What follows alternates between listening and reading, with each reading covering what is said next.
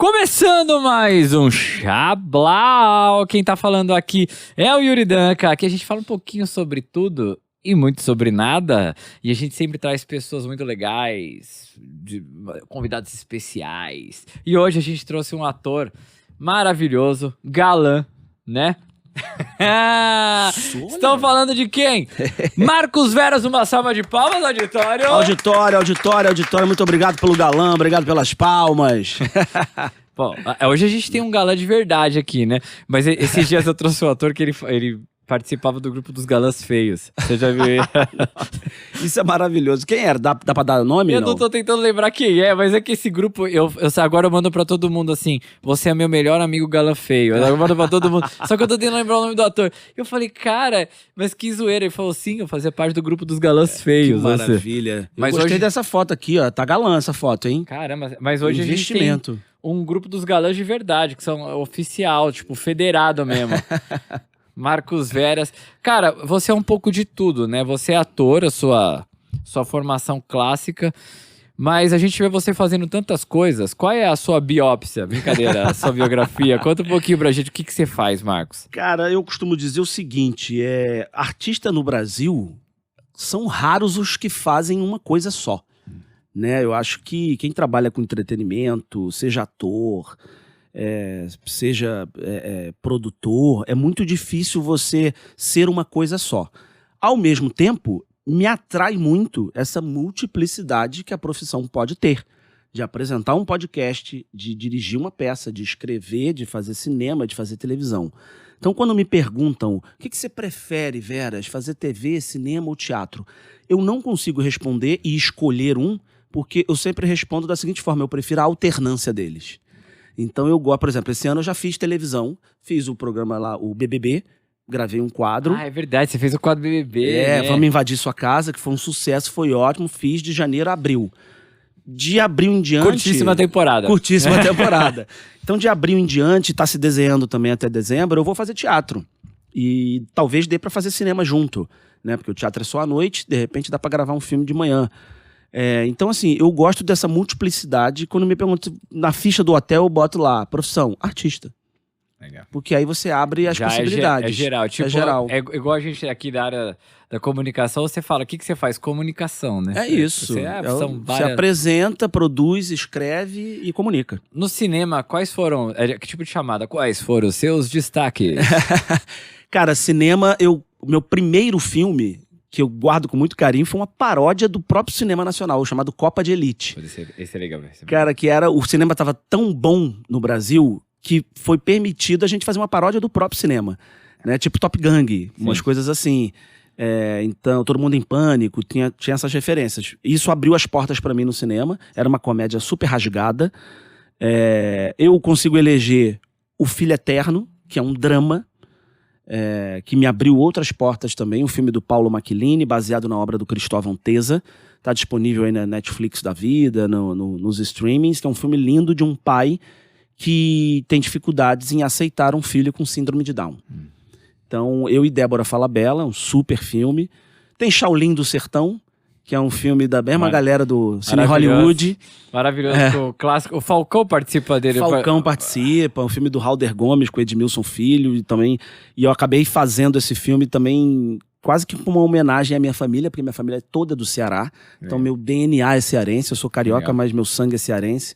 Então são muitos filmes aí, Um Casal Inseparável, que acho que foi o último que eu fiz, com a Natália Dill. Eu amo fazer cinema. E você falou que esse ano, teatro até dezembro e tal, e se pá, um cineminha, você pode falar esse spoiler do que seria? Cara, cinema não, é porque eu fiquei, acabei pensando alto, mas eu gravei um filme ano passado chamado Voodoo Delivery, que ainda vai lançar.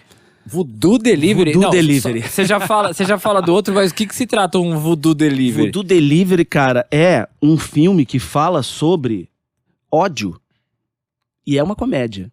É algo que se vende muito hoje em dia no Brasil, ódio, né? Seja na política, seja nas redes, seja nas relações. Então é um filme que fala... Voodoo Delivery, porque o personagem do Silvério Pereira é um charlatão vidente que faz trabalhos. E aí o meu personagem e da Natália Lage São 2 apaixonados, casados, porém os 2 estão na pindaíba, com contas para pagar. E aí eles falam, vamos vender ódio. E aí ele vai nesse charlatão e eles começam a montar uma empresa para patrocinar ou vender a maldade. Tipo, você quer acabar com teu chefe, com um colega, com alguém, a gente faz um trabalhinho, você traz um bonequinho ou traz uma coisa dessa pessoa, a gente vai lá e Voodoo Delivery. Então, assim, é um filme que fala da maldade, do ódio, e no final a gente entende que o ódio, o crime não compensa. Maravilhoso. Mas é uma comédia. Aí o pensamento alto, que foi? Não, é porque eu fiquei pensando isso, conversando com as pessoas que trabalham comigo. Falei, cara, vou fazer teatro até dezembro, então não vou fazer audiovisual. Aí o Workaholic aqui pensou o seguinte, falei, calma aí, eu vou estar em São Paulo. São Paulo tem muito cinema. São Paulo produz bastante. Se eu tô em cartaz à noite, dá pra fazer um filme de dia. Então é só um pensamento alto de Workaholic, não tem nada não. Você tá jogando pro universo, Tô quem jogando sabe pro universo, conspira. fazer um filmezinho aqui em São Paulo, então produções, eu estarei em cartaz aqui de quinta a domingo, à noite, dá pra fazer diurna. Bom, agora vamos falar do seu cartaz aí, que você acabou de falar. Você estará em cartaz no Vocês Foram Maravilhosos. É isso. É uma peça sua, feito por você, protagonizado por você, dirigido por você. Quem faz o som e a luz também é você? Acho que não, mas tem meu dedo lá. Mas a direção é importante falar, que é do Leandro Muniz, que é um grande amigo, a direção é dele, mas a peça é muito sobre mim, né? Sobre a minha vida, sobre a minha carreira, sobre a minha família. Então, automaticamente, gera uma identificação com a plateia, porque todo mundo tem família, né? Se dando bem ou mal com a família, tem. Todo mundo tem pai, todo mundo tem mãe, então eu falo de paternidade, eu falo de infância, eu falo de sexo, falo da minha primeira vez, eu conto como foi minha primeira vez, divido isso com a plateia. Então, é um espetáculo muito divertido, é uma comédia do início ao fim. Ele é uma mistura de stand-up comedy, ele é show de humor, ele é peça de teatro, ele é biodrama, é um espetáculo democrático, híbrido, tudo junto e misturado. É uma terapia. A pessoa sai de lá. É uma terapia de grupo. É uma terapia de grupo. Eu costumo falar isso na peça, inclusive o que faz com que a plateia já fique à vontade, já se sinta íntima. Então, durante 1 hora de espetáculo, 1h10, a gente fica ali realmente um grande grupo íntimo, falando de coisas muito íntimas e rindo da nossa intimidade. Mas é um monólogo? Como você faz? Isso é um stand-up? Porque você falou que é uma comédia. É uma comédia, mas é um monólogo. Sou só eu em cena, mas eu tenho trilha sonora, eu tenho cenário, eu tenho telão. Eu uso o tempo inteiro o telão com imagens. Então é um espetáculo que usa também os elementos do teatro, ao contrário do stand-up. O stand-up tradicional é o cara com o microfone na mão e foi. O meu é um stand-up porque eu tô em primeira pessoa, tô falando de histórias reais da minha vida, mas eu uso os elementos do teatro. Então eu tenho um desenho de luz, eu tenho figurino, eu tenho telão, eu tenho trilha sonora original.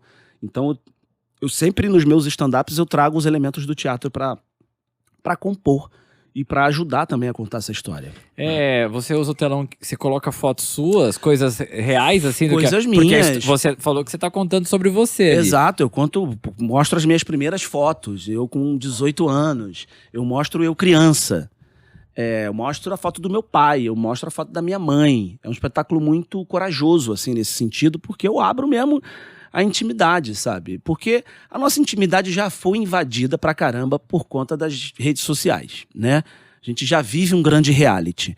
E aí eu falei, por que não levar isso para um lugar tão íntimo, aconchegante e seguro que é o teatro? Então, as pessoas que estão lá, as 300, 400, 500 pessoas, eu divido a minha vida. Elas também dividem a delas comigo, porque tem um momento que a pessoa sobe na plateia e deita num divã e a gente faz uma espécie de terapia ali, com todo respeito aos psicólogos e terapeutas. Eu não sou terapeuta, mas é uma terapia muito despretensiosa, porém muito bonita.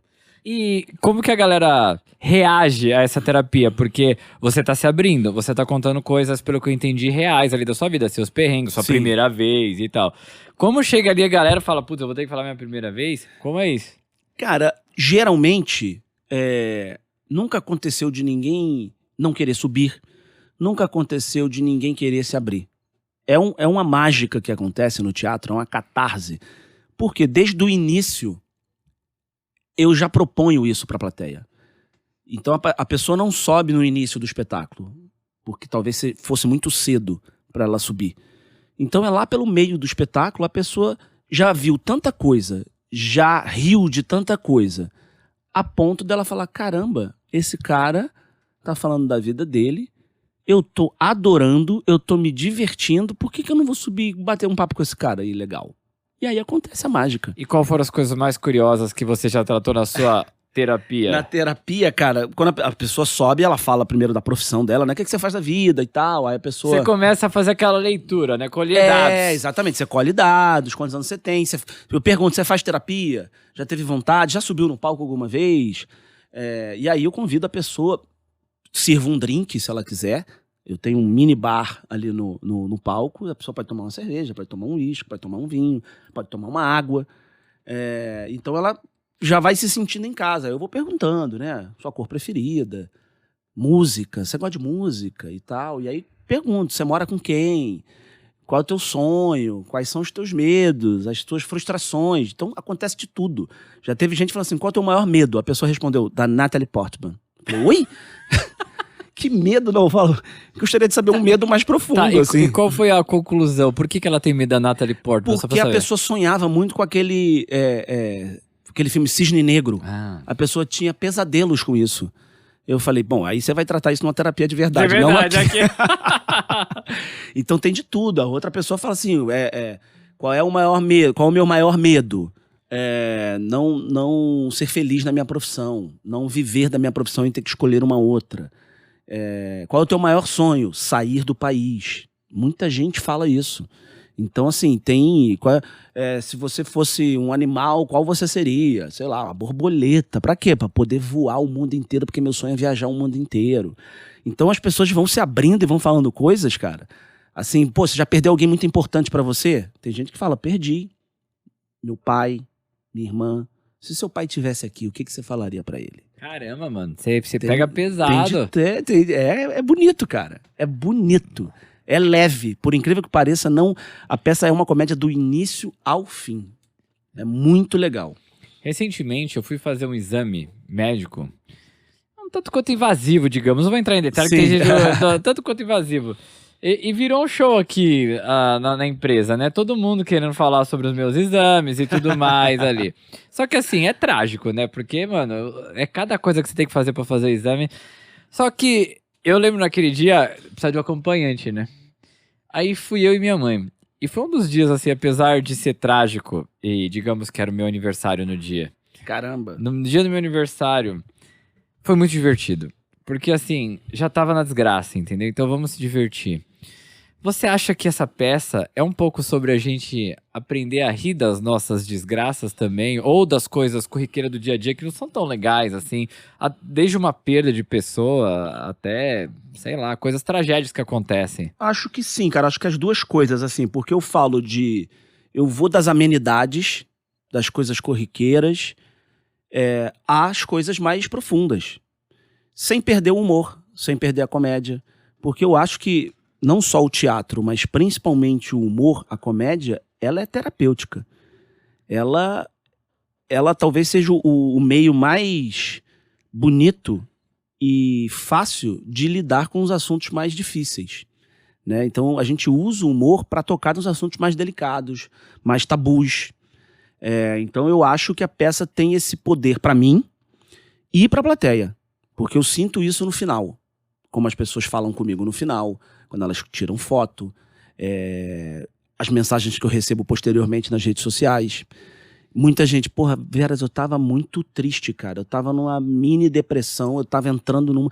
Eu assisti teu espetáculo, eu comecei a olhar pra vida de uma outra maneira, de uma maneira mais leve, sem ignorar os problemas, né? Não existe essa mágica, não é milagre. Mas eu comecei a olhar para os meus problemas de uma outra forma. Então a peça tem um poder, o teatro tem esse poder, não estou falando só exatamente da minha, mas esse espetáculo tem um certo poder de tocar as pessoas através do humor. Estamos aqui com o nosso galã, Marcos Veras, e uma pergunta. Pergunte. Esse teatro, fazer essa peça, foi também terapia pra você? Porque você Sem tem que se dúvida. abrir. Existe o Marcos Veras antes e depois disso? Como funcionou isso pra você? Sem dúvida, para mim funciona como terapia, porque, por exemplo, a perda do meu pai e da minha irmã tem aproximadamente 14 anos. 14, 15 anos. Então só agora eu consigo falar disso de uma maneira mais tranquila, né? A dor existe, a saudade existe, né? Mas eu colocar isso no palco, jamais teria feito isso há 10 anos atrás. Seria muito difícil, talvez.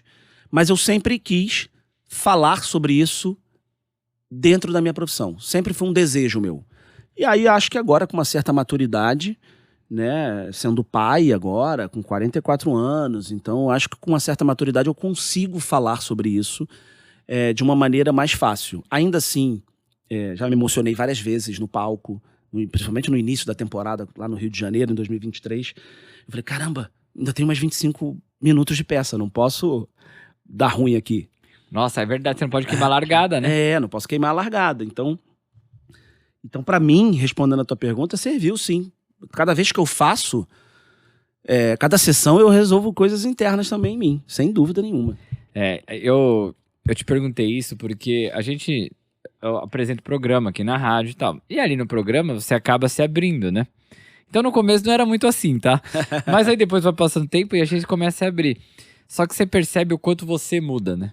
Você se abre pra você fazer algo nas outras pessoas, mas aí você começa a entender que é mais sobre você do que sobre as outras pessoas, e você começa a mudar, você começa a fazer, nossa, mas é gostoso rir das nossos próprios erros e das nossas próprias desgraças, às vezes. Claro, cara, claro. Deixa mais leve. Deixa mais leve, e também se você for levar tudo tão a sério, a rotina te engole, né? Os compromissos te engolem, os boletos te engolem. Então, assim, tem muita coisa na vida real que se você não tiver um mínimo de humor, magia, sair um pouquinho de pé no chão sempre, né? Eu, por exemplo, sou muito pé no chão, mas eu acho que a música, o teatro, o cinema te leva para outros lugares, porque a vida sem arte é dura pra caramba, né? É doída, né? É doída pra caramba. Imagina uma vida sem arte, uma vida sem uma peça de teatro, sem música. Imagina. A gente conversa bastante com marcas, né? E a gente estava reparando, né, observando como as marcas estão se comportando ultimamente. E muitas marcas entrando em cultura. Então tem vários os porquês eles entram na cultura. Mas recentemente, muitas delas falaram assim, cara, não dá pra gente não estar atrelado à cultura. Não só por um motivo de ser importante assim, não, a marca precisa ter lá na missão, apoiar a cultura. Sim. Mas por ser importante no dia a dia, na vida das pessoas, né? Então, desde festivais de música, que tem diversos, desde coisas específicas até, a gente vai a grupos de dança, grupos de comunidade, de coisas que aquilo movimenta algo menor, mas é muito importante para aquele lugar. Sim, sim. Até teatro, cinema, as marcas envolvidas com o cinema e querendo se envolver. Não é assim, não, vamos nos envolver porque precisamos abrir. Não é para cumprir uma obrigação, Não é né? mais para cumprir uma obrigação, exatamente. Acho que você traduziu o que eu queria falar. Você sente isso? Eu sinto isso, primeiro porque... E também, mesmo que seja para cumprir uma obrigação, eu acho que as marcas começaram a entender que isso agrega valor às marcas. Né? Uma marca que é ligada à cultura, ela já ganha uma simpatia do público. E isso inclui os artistas, porque os artistas também são público. Né? Também é público. Então eu acho que as marcas que investem em música, cultura, teatro, cinema, ela já sai com alguns pontos na frente, independente do seu setor. E isso agrega valor à marca. E acho que é importante para elas, né, o marketing se envolver com a cultura, e é muito bom também perceber que de 2 anos para cá, mas principalmente de 1 ano para cá, a cultura voltou com mais força, né? A gente viveu tempos horrorosos com o governo anterior, que era contra a cultura, demonizava os artistas, automaticamente demonizava o público que gostava de arte, não era nem só os artistas. Então a gente viveu tempos sombrios durante a pandemia, e não só durante a pandemia, e agora a cultura voltou, mostrando que a cultura gera renda, faz parte da economia criativa do país, é um dinheiro que volta, né? Os impostos que são pagos por todos nós e que 1%, 2% é transformado em cultura, é um dinheiro que volta, que circula, fora a quantidade de empregos que gera. né? O meu espetáculo, por exemplo, que é um monólogo, são pelo menos 10 pessoas empregadas, no mínimo. O musical que eu acabei de fazer, no mínimo 100 pessoas empregadas. Diretamente, fora indiretamente. Que é o cara da pipoca que tá lá fora, que vai ver a galera saindo e vai vender pipoca. É o cara do bar, que vai vender a cerveja. É o restaurante que o casal de namorados vai jantar depois da peça do teatro.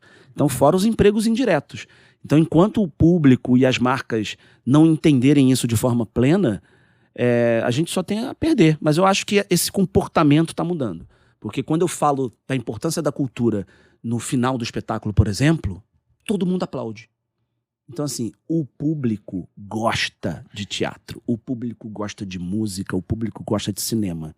É porque determinadas correntes ideológicas, políticas, começaram a colocar na cabeça do público que isso é coisa do demônio, ou que isso é caro, e que os artistas vivem na mamata. Pelo contrário, eu não tenho nada de mamata, eu não posso parar de trabalhar. Né? Eu tenho que manter a minha vida girando em torno da minha profissão. Falei pra caramba, hein? Com relação à temporada, vai ficar até quando em cartaz? Até 22 de setembro, em curtíssima temporada no Teatro das Artes. E ingressos? Ingressos você pode garantir na Eventim, molezinha, e na Sampa Ingressos. São 2 formas de você comprar de casa ou na própria bilheteria do teatro. Todo sábado e domingo, você tem pouco tempo pra assistir, vai lá, hein? Você falou que você fez musical. Você já tinha feito algum outro musical antes, sim ou não? Não, nunca tinha feito musical, foi o meu primeiro, e espero que o primeiro de muitos, assim, porque eu gostei muito. É real que você precisa ser um maratonista para fazer um musical? Cara, praticamente, é um negócio de atleta, assim, eu vi, assim, a preparação do ensemble, né, que é o coro, é uma galera que faz um musical atrás do outro. Quando eu vi eles dançando, cantando, interpretando, tudo junto ao mesmo tempo, eu falei, caramba, vou ter que me preparar aqui. Então, caí dentro dos treinos, do aeróbico, da musculatura, de cuidar da voz, de tentar... Você chegou a ter problema em perder a voz alguma sessão? Não, teve no início do processo, na temporada de 2023, algumas sessões eu fiquei rouco. E aí depois eu entendi, aí fiz umas aulas de canto, fono, para entender onde eu colocava a minha voz para aguentar as 5, 6 sessões semanais. Para que domingo à noite, na última, eu não chegasse sem voz. Então tinha todo um cuidado. A nebulização me ajudou muito, coisa que eu não fazia. Então agora o nebulizador, antes de dormir, é algo que na maioria das vezes eu faço. Principalmente em São Paulo, que é um tempo muito seco, né? E muito louco, faz calor de manhã, frio à noite e muito seco. E aí vai fechando tudo aqui. O nebulizador me ajudou muito. Então hoje eu não fico rouco, graças a Deus. Tô super bem. Depois do nebulizador, minha vida mudou. Tipo, liga agora, pega aqui o nebulizador de você também. O musical, você saía de lá também, você sai acabado depois? Porque você fazia 2 sessões seguidas, 2 sessões seguidas. Você saía, tipo, arrasado assim, me levem de maca. Completamente, cara, completamente. Eu ficava muito cansado, principalmente depois da segunda de domingo. Fazia uma sábado, a segunda de sábado, a primeira de domingo já era, vamos nessa, tem mais uma. Então eu terminava domingo quebrado. Então assim, segunda-feira eu não marcava nada, porque era meu dia de folga mesmo. Pra ficar em casa e tal, e fazendo gelo. Às vezes, eu tava com uma dorzinha no joelho. Falei do maratonista? É isso. Dorzinha no joelho, e nebulizar, e beber água e tal. Então ficava muito quebrado. E fora que você sai do teatro muito pilhado, né? Então eu saía, ainda ia jantar, tomar um vinho, ia dormir tarde, pra brindar também o final de semana. Chegou a usar o sub alguma vez? Cara, eu usei uma vez, mas porque eu tinha um compromisso de trabalho prévio, que eu já tinha acertado com a produção, que eu falei, nessas datas eu não consigo, porque eu já tinha um contrato assinado para fazer um outro trabalho, e ele fez. Daniel Cabral, que é um excelente ator, e ele fez e foi tudo certo. Mas todas as outras eu fiz. Olha, velho. Foi na raça. A gente conversou com o Eduardo Stablish falando sobre musical. Nunca mais farei. É? Porque não sei o que lá, jamais. Isso daí acaba com a gente, não sei o que. Parece aí, tá? A gente tá Vai falando fazer agora. de novo. Vai fazer de novo, já Vai era. fazer de novo. É tipo mosquitinho, picou, já era. É, já exatamente. era. Eu entendo esse raciocínio dele, porque realmente, caramba, não, pelo amor de Deus, não quero. Toma muito a tua vida. É tipo, eu acho que toma tanto a tua vida quanto uma novela. Que dura 9 meses e você grava diariamente e espera e grava. Eu acho que o musical é meio comparado nesse lugar. Porém, as duas coisas são gostosíssimas de fazer. E aí a gente faz. Já era. E você falou teatro, sei lá, cinema, outro teatro. Que outro teatro seria esse aí que você já... A gente tá ensaiando um espetáculo chamado Insignificância, de um autor britânico chamado Terry Johnson, mesmo autor de Histeria. É uma peça... mesmo autor de Histeria, que de legal, Histeria. mano. É, o mesmo autor, chama-se Insignificância, que fala sobre a teoria da relatividade. É um encontro num quarto de hotel entre Einstein e Marilyn, e a Marilyn explica para Marilyn o Einstein... Monroe? Marilyn Monroe. Ela que explica a teoria da relatividade para o Einstein. Tem um senador, que é um cara que qualquer semelhança com a realidade é mera coincidência. E tem o marido de Marilyn, que sou eu, que é inspirado no Joey DiMaggio, que era um grande ídolo do beisebol americano, que foi casado com a Marilyn, mas os dois tinham um relacionamento completamente tóxico. Porém, os dois se amavam, porém os dois davam curto-circuito o tempo inteiro. Ele machista, ela também muito abusiva, ele, consequentemente, também abusivo. É uma comédia. Cara, se você falar assim, qual foi o sonho mais aleatório que você teve? Esse pode ser um sonho aleatório, né? Pode ser um sonho aleatório. Não, porque tem... Quem tá nesse sonho? Marilyn Monroe. Ah, legal. Explicando pro Einstein. Tem a teoria da relatividade. Nossa, é aqueles sonhos nada a ver, né? Tipo, eu tava andando na rua, do nada, veio um balão e me levou. Parece que esse encontro aconteceu de verdade. É mesmo? A peça é baseada em fatos reais, em personagens reais. Só que essa parte é uma imaginação. Tipo, eles se encontraram. O que aconteceu nesse encontro? Aí é relativo. Entendi. Entendi. A gente tá aqui com o galã, Marcos Veras, aqui, falando da peça. Vocês foram maravilhosos. Vai estar até 22 de setembro, lembrei de cabeça. 22 de setembro, exatamente 22 de isso. setembro, Teatro das Artes do Shopping Eldorado. O que a gente esqueceu de falar aqui, Marcos Veras? O que a gente esqueceu de falar? Eu acho que não, acho que tá tudo aí. Feliz Natal a gente já dá, não, né? Ainda não. Porque quando eu olho, eu falo, cara, já estamos em agosto, cara. Já estamos em agosto. Piscou, é 2025. E você ainda quer fazer um cineminha esse ano, ano, quer fazer um cineminha esse ano, de repente, né? Se der. O pessoal tá aí, já vi que você... Algum diretor aí, Aproveita minha estadia em São Paulo, já não vai gastar com estadia. Boa, já Olha tá aí, aqui, já tá já aqui. Já tô aqui, já faz o filme, já fica Como bonito. você faz com a família quando você fica em São Paulo? Você marca as datas de retorno ou você traz eles eu marco, eu tô retornando, toda semana eu retorno, né? Eu fico uma semana aqui, uma semana lá, 3 dias lá, e também vou trazê-los, porque eu tô morrendo de saudade do meu filho, por exemplo, e eles vão vir pra cá. Como eu vou estar num apartamento e tal, então eu vou fazer essa logística de não só eu ir, mas eles também virem. Que delícia. É isso. Vai fazer bem. Muito bom. Papai aqui. Marcos Vera, muito obrigado por ter vindo aqui. Obrigado você, cara. Adorei o papo. Quando você for lançar essa outra peça aí da teoria da relatividade com Marilyn Monroe... Eu volto. Queremos falar. Volta pra falar. Já é São Paulo, já vai estar morando aqui. Já vou estar aqui. É isso, pega um aplicativo, vem pra cá. É isso. Esse foi Marcos Veras, foi mais um Xablau. Muito obrigado, gente. Valeu. Obrigado, galera. Tchau, tchau.